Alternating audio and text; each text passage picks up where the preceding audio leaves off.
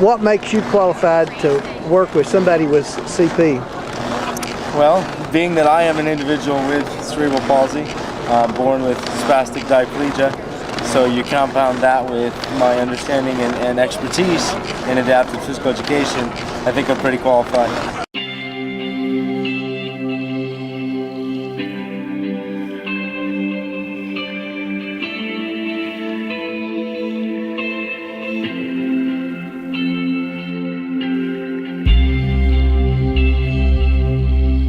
My name is Dr. Tom Moran, Associate Professor of Kinesiology at James Madison University.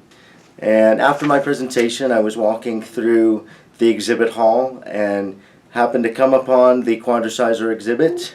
And as an individual with cerebral palsy, specifically spastic diplegia, Mr. Bohannon saw me and asked me to come and try out the Quadriciser.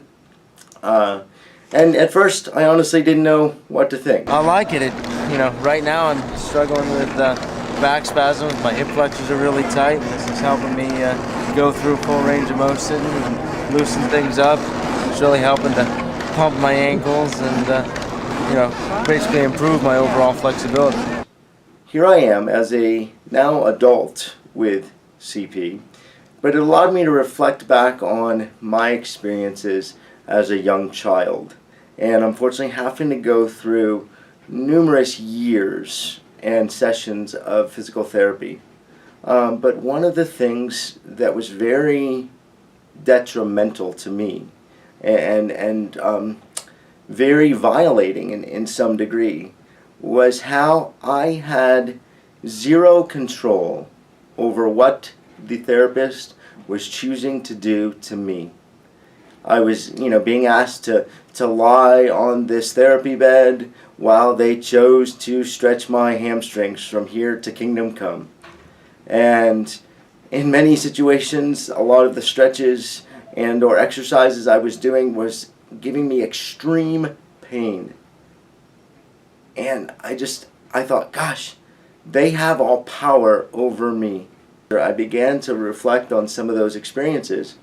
And one of the initial things that I realized about this machine, this passive active motorized therapy system, is it allowed me to be an independent mover. It allowed me to have some control over my body. So this teacher said, can we use our movement on the Quadriciser and equate not only the movement with the legs, but the movement with the arms into actual miles of movement. Student A, 43.8 miles of movement. Student B, 69.9 miles of movement. A lot of students would come on Monday after the weekend, and the teacher would note, the parent would note that they had 0 bowel and bladder movements over the weekend. Every single one of the students, after their exercise bout on Monday morning, would have a bowel and or bladder movement at some point during the day on Monday. I'm Susan Ellinger. I'm the director of the Shenandoah Valley Regional Program. So I assist all the special education directors in the surrounding 6 school divisions with what we consider our regional classrooms, and those are our classrooms for our most difficult to serve, most expensive to serve, most disabled students for the most part. So we've been watching them use it and how it's really helped the students and helped their mobility and helped with just their general even attention to task, their happiness. They're happier after they've used the Q. So we've been really impressed and we're pleased to have it here. I think it's been a real win-win for everybody. I think the students are happier. They enjoy being on it. It helps them get moving better, and don't you think they're happier? Much happier. This machine is their sole way of getting all 4 extremities moving and having the movement that we take for granted that we're able to do. But they're not able to do that for various reasons. They need the support and they need the push through. So it gives them movement. It gives them a change of position. One of my students in my classroom, he walks and his feet go inward, almost like scissor steps. And after he used the pediatric Quadriciser, he walked straighter. So, I mean, it just makes me want to cry. Awesome. Just after, what, a half hour? How long was he on? 20 minutes, half hour? That's wonderful. I'm very happy to have it.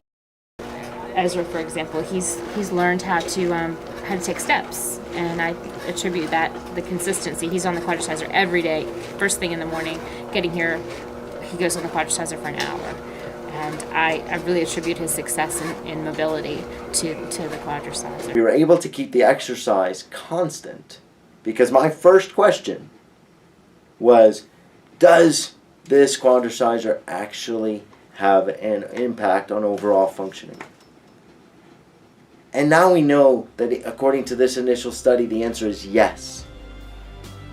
But what I'm most excited about for them and for me is the Quadriciser provides an opportunity for each of these participants to enjoy the freedom of movement without the control of an instructor. They're moving on his or her own.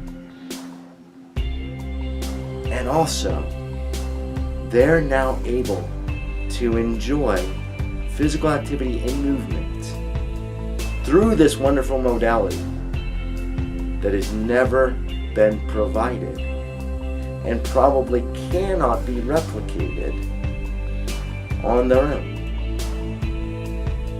And so I'm excited to see not only the initial impact, but as we continue this research and as we have the opportunity to follow these students through their middle school years and potentially into high school, what is the lasting impact